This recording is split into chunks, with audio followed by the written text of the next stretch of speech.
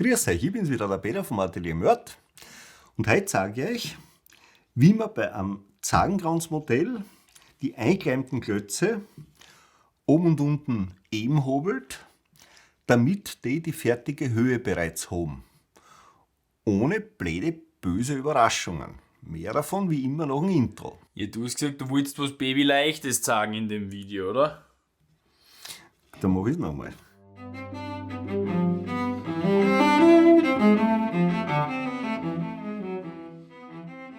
Zuerst noch ganz kurz was zum Verständnis. Also, beim Zagenkranzmodell habe ich eine Bodenseiten über Deckelseiten. Ja? Da herum sind die Zagen weniger hoch, wie es da herunten sind. Sprich, das ist jetzt keine Ebene, sondern das ist eine Ebene, die sich so leicht obbirgt. Ja?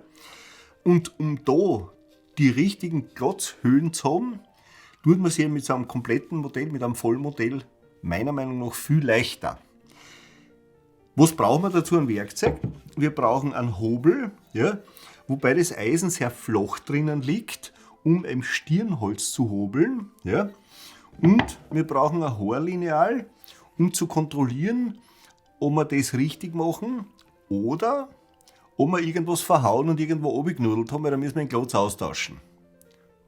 War ein neues Video. Wie kann ich verhaute Klötze austauschen? Na, Blödsinn. Und jetzt kommt es mit zum Platz, wo das gemacht wird. Wir nehmen das Zagenmodell, spannen es einmal in die Vorrichtung ein, dass das gescheit hält. Da nochmal zum Sehen der Unterschied zwischen einem Hobel, wenn das Eisen flacher drinnen ist und wenn das Eisen sozusagen steiler drinnen ist. Da ist er steiler und da ist es flacher und das sind im Prinzip für Stirnholzhobeln die gefragter sind. Ja? Und jetzt gehen wir her und ich lasse es so, dass ich das innen ein bisschen im Prinzip aufliegen lasse, ja, und fahre sozusagen schräg drüber. Ja. Dann habe ich einen ziemlichen Schnitt, man sieht es ja da, ja, dass das sozusagen so passt. Und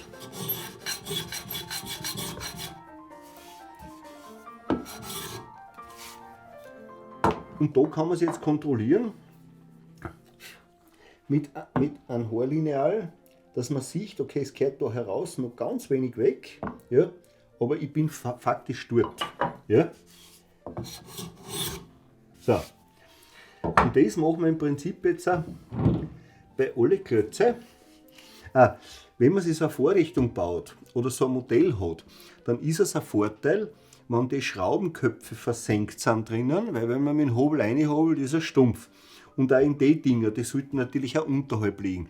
In dem Fall ist es so, dass das in etwa 1 mm drunter liegt und die 2 mm drunter liegen.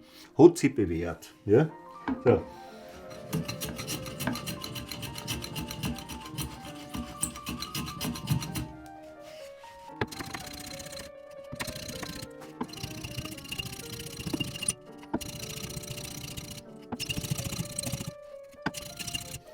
Zuerst schauen wir das halbe an mit den Fingern, ob das halbwegs passt.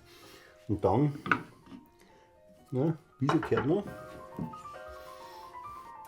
Und eher innen einmal weghobeln, weil wenn ich außen sozusagen weghobel zu viel und die Nudel so oben, dann muss ich den Klotz austauschen. Weil das würde nichts anderes heißen, als wie, dass man den Boden oder den Deckel sozusagen die Ecken birgt, damit man es noch zuleimen kann. Und das ist nicht gefragt. Ja?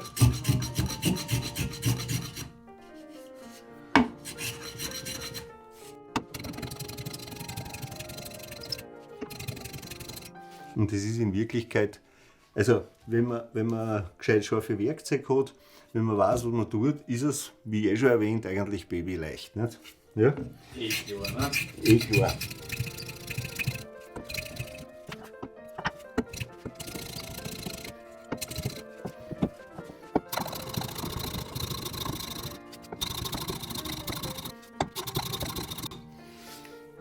Und da ist auch gefragt, wo man so eine Vorrichtung hat, dass die wirklich stabil ist, dass da nichts vibriert oder sonst irgendwas, weil das ist zum Arbeiten eigentlich ein Quatsch. Ja, das muss schon gescheit funktionieren.